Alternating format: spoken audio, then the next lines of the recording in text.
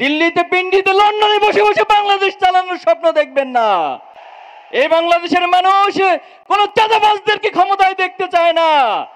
এই বাংলাদেশের মানুষ কোন নারী দর্শনকারীদেরকে, ইফটিজিংকারীদেরকে আর দেখতে চায় না। যারা মানুষকে হত্যা করে ক্ষমতায় যেতে চায় তাদেরকে বাংলাদেশের মানুষ আর ক্ষমতায় যেতে দিবে না। আমরা দেখেছি তাদের হাতে এখন পর্যন্ত গত ১.৫ বছরে ২০০-র বেশি মানুষ নিহত হয়েছে। তারা হত্যাকাণ্ড সংগঠিত করেছে। যেই দল নিজেদের কর্মীদেরকে নিজেরা হত্যা করে, যে দল বাংলাদেশের সংস্কারে বিশ্বাস করে না, যে দল বাংলাদেশের ন্যায় এবং ইনসাফ প্রতিষ্ঠিত হোক এটা চায় না, সেই দলকে বাংলাদেশের মানুষ ক্ষমতায় আর দেখতে চায় না। তারা বারবার দাবি করে তারা বড় দল। নির্বাচনের আগে নিজেদেরকে ক্ষমতায় অধিষ্ঠিত হিসেবে প্রকাশ করার, জাহির করার চেষ্টা করে। আপনাদের যদি সৎ সাহস থাকে, একটি নিরপেক্ষ, গ্রহণযোগ্য, অবাধ নির্বাচনে অংশগ্রহণ করার প্রস্তুতি নেন। মানুষ হত্যা করে এই বাংলাদেশের পরিবেশকে আর নষ্ট করার চেষ্টা করবেন না। এই বাংলাদেশের মানুষ কোন চাঁদাবাজদেরকে ক্ষমতায় দেখতে চায় না। এই বাংলাদেশের মানুষ কোন নারী দর্শনকারীদেরকে, ইফটিজিংকারীদেরকে আর দেখতে চায় না।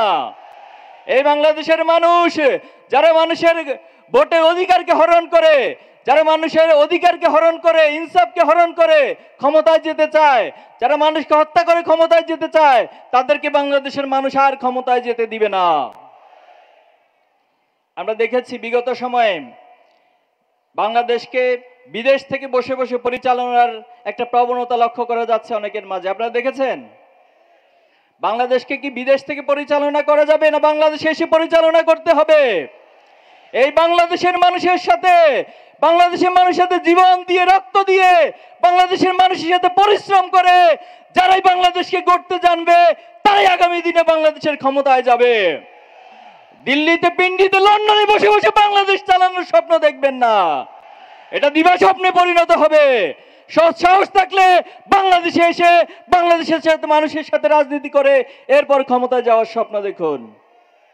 সংগ্রামী উপস্থিতি, ইসলামী ছাত্র শিবির 1977 সাল থেকে আজ পর্যন্ত বাংলাদেশের ছাত্র সমাজকে, যুব সমাজকে নৈতিকভাবে মেধার ভিত্তিতে গড়ে তোলার জন্য আপ্রাণ চেষ্টা চালিয়ে যাচ্ছে।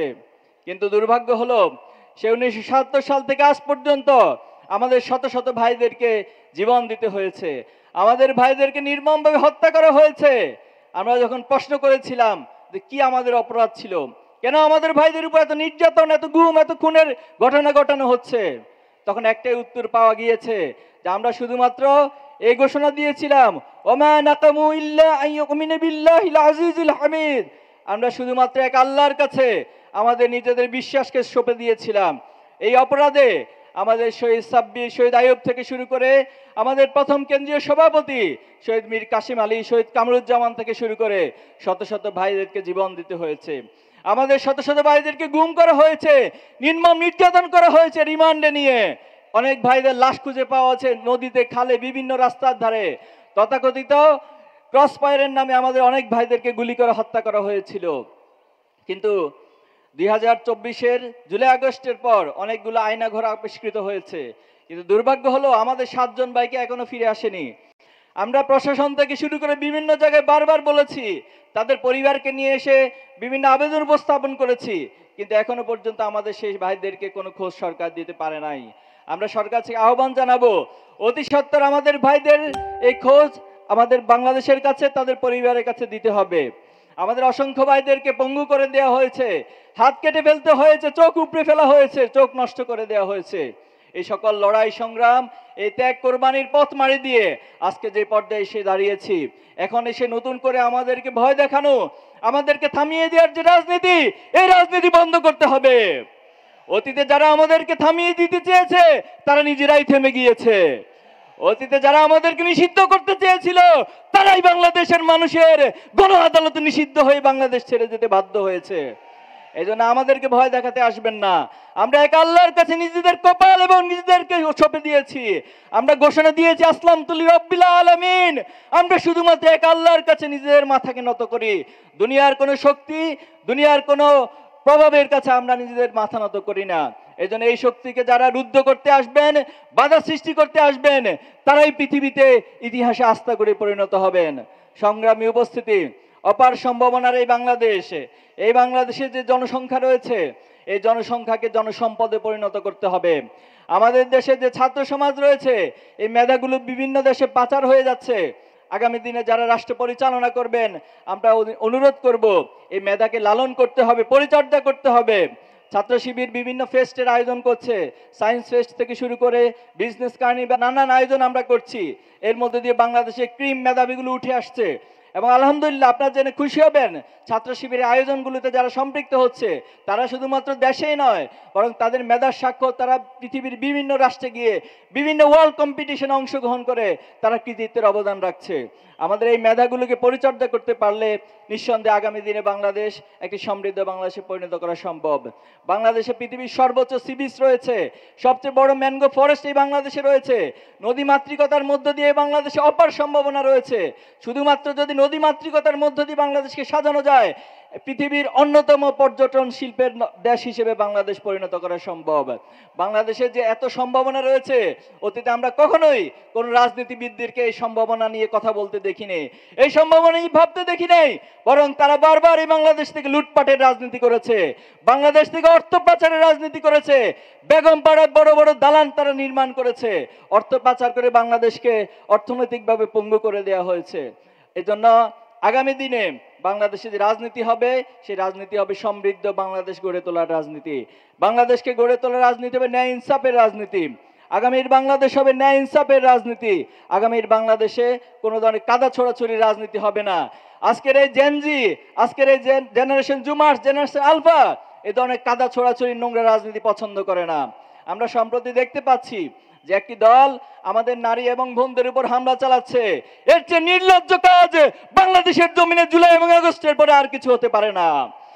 আমরা দেখেছি একটি দল আমাদের কোরআন ক্লাস, কোরআন তালিম প্রোগ্রামে হামলা চালাচ্ছে। যারা কোরআনের তালিমে, কোরআনের প্রোগ্রামে হামলা চালাবে, মনে রাখবেন এটা আগুন নিয়ে খেলা করার শামিল। আগুন নিয়ে যারা খেলা করে তাদের পরিণতি অতীতও খারাপ হয়েছে, ভবিষ্যতেও খারাপ হবে। সংগ্রামী উপস্থিতি, আমরা চাই আমরা কোনো ব্যক্তি বা দলের বিরুদ্ধে নয়। ইসলামী ছাত্র শিবির যারা ন্যায় ইনসাফের পক্ষে কথা বলবে, যারা বাংলাদেশের পক্ষে কথা বলবে, আধিপত্যবাদের বিরুদ্ধে অবস্থান নেবে, ছাত্র শিবির সকল ব্যক্তি এবং দলের পাশে দাঁড়াবে। আমরা ঘোষণা দিচ্ছি আগামী দিনে যারাই সৎ, দক্ষ এবং দেশপ্রেমিক হয়ে বাংলাদেশকে পরিচালনা করবে, ইসলামী ছাত্র শিবির তার সর্বোচ্চটুকু দিয়ে তাদের পাশে সহযোগিতা করবে, পাশে দাঁড়াবে ইনশাআল্লাহ। সংগ্রামী উপস্থিতি, আজকে যে ডাক্তার খালিদুজ্জামানের আহ্বানে আমরা এখানে এসেছি, তিনি ইতিমধ্যে এই অঞ্চলে ধানমন্ডি, গুলশান, বনানী, বাসানটেক সহ এই অঞ্চলে অনেক উন্নয়নের তিনি নজির স্থাপন করেছেন। ক্ষমতায় যাওয়ার আগে যারা মানুষের কাছাকাছি যেতে পারে, মানুষকে ভালোবাসতে পারে, যারা মানুষের জন্য এত সেবা করার জন্য সক্ষমতা যাদের আছে, তাদেরকে যদি আমরা আগামী দিনে পার্লামেন্টে পাঠাতে পারি, তাদেরকে নির্বাচিত করে যদি জনপ্রতিনিধি বানাতে পারি, তাহলে নিঃসন্দেহে তারা এই রাষ্ট্রের জন্য, এই সমাজের জন্য আরো অনেক বড় ভূমিকা পালন করতে পারবে। আমরা কি ডাক্তার খালিদুজ্জামানের জন্য সকলে ঐক্যবদ্ধভাবে কাজ করতে প্রস্তুত আছি? ইনশাআল্লাহ। তিনি শুধুমাত্র রোগীর সেবা নয়, আলহামদুলিল্লাহ তিনি প্রমাণ করেছেন তিনি সমাজ সেবা এবং মানবতার সেবায় অগ্রগামী হিসেবে ভূমিকা রাখতে সক্ষম ইনশাআল্লাহ। আমরা মা বোনদের উদ্দেশ্যে বলতে চাই, ইসলামের ইতিহাসে মা বোনেরা অনেক বড় ভূমিকা রেখেছে, জিহাদের ময়দানে ভূমিকা রেখেছিলেন এবং ইসলামকে প্রচার প্রসারে, ইসলামের জ্ঞান চর্চায় হযরত আয়েশা রাদিয়াল্লাহু তাআলা ভূমিকা রেখেছিলেন। সবচেয়ে বড় বিষয় হচ্ছে আল্লাহ রাসূলুল্লাহ সাল্লাল্লাহু আলাইহি ওয়াসাল্লামের সময় যিনি প্রথম শহীদ হয়েছিলেন, সুমাইয়া রাদিয়াল্লাহু তাআলা আনহা। এজন্য নারী এবং বোনদের যে ভূমিকা, এটা বাংলাদেশের ইতিহাসের প্রেক্ষাপটে আমরা দেখেছি, জুলাই এবং আগস্টে আমরা দেখেছি ওনারা যেভাবে করে আমাদের ভাই এবং বোনদের পাশে এসে দাঁড়িয়েছেন, ছাত্রদের পাশে এসে দাঁড়িয়েছেন। মায়েরা তার সন্তানদেরকে এসে নাস্তা নেমে গিয়েছিলেন, অনেকে বিভিন্ন খাবার রান্না করে রাস্তায় আমাদের ছাত্র জনতার কাছে বিলিয়ে দিয়েছেন। আমরা বিশ্বাস করি আপনাদের এই প্রচেষ্টা যদি অব্যাহত থাকে, আগামী দিনে আমরা যে স্বপ্নের বাংলাদেশের চিন্তা করছি, যে সমৃদ্ধ বাংলাদেশের চিন্তা করছি, আপনাদের ভূমিকার মধ্য দিয়ে সেই বাংলাদেশ বিনির্মিত হবে ইনশাআল্লাহ। পরিশেষে আমরা বলতে চাই, আমরা যে অগ্রযাত্রা নিয়ে সামনে এগিয়ে যাচ্ছি, পৃথিবীর কোনো শক্তি, কোনো সামর্থ্য নাই আমাদের সে অগ্রযাত্রাকে রুদ্ধ করে দিবে। আমরা আল্লাহর উপর ভরসা করে নিজেদের সকল প্রচেষ্টাকে একত্রিত করে সামনে এগিয়ে যেতে চায়। এই বাংলাদেশের জন্য অসংখ্য জীবন এবং রক্ত দিয়েছে। আমরা চাই না এই বাংলাদেশের জন্য আর কোনো জীবন ঝরে যাক, আর কোনো মায়ের বুক খালি হোক, আর কোনো সময় নষ্ট হোক। অনেক সময় নষ্ট করা হয়েছে। আসুন সকলে ঐক্যবদ্ধভাবে এই বাংলাদেশকে গড়ে তুলি এবং আমরা সকলে কাজী নজরুলের ভাষায় বলি, আমি সেই দিন হব শান্ত যবে উৎপীড়িতের ক্রন্দন রোল আকাশে বাতাসে ধ্বনিবে না। আমরা সেই দিন হব শান্ত, এবং যেদিন বাংলাদেশে এমন নেতা নির্বাচিত হবে, এমন প্রতিনিধি নির্বাচিত হবে যাদের পিছনে পিছনে আপনাদেরকে চাকরির জন্য ঘুরতে হবে না, যাদের পিছনে পিছনে ন্যায় বিচারের জন্য আপনাদেরকে ঘুরতে হবে না, বরং ওমর রাদিয়াল্লাহু তাআলার শাসনামলে তিনি যেভাবে করে মানুষের অধিকারকে তাদের ঘরে ঘরে পৌঁছে দিয়েছেন, আমরাও চাই আগামী দিনে এমন নেতা আমাদের মাঝ থেকে উঠে আসুক, এমন নেতা নির্বাচিত হোক যারা তাদের অধিকারকে মানুষের দোরগোড়ায় পৌঁছে দিবে। আমরা সেই প্রত্যাশা করে এবং আপনাদের সবার জন্য শুভকামনা করে আমার কথা এখানে শেষ করছি।